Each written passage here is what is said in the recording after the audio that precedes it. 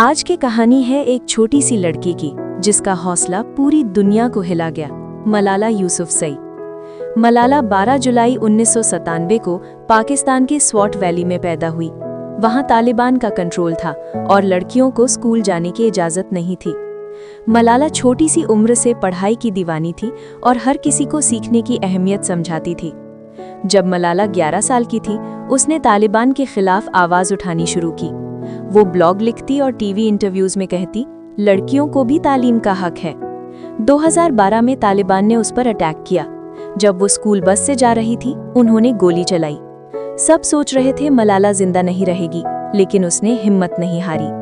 Malala Britain में treatment के लिए गई और फिर दुनिया के सामने वापस आई।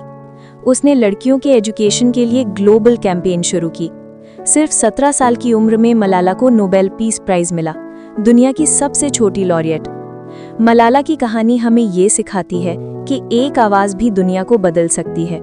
हिम्मत, तालीम और हिम्मत से हर मुश्किल को पार किया जा सकता है। ये थी मलाला यूसुफजई की इंस्पिरेशनल कहानी।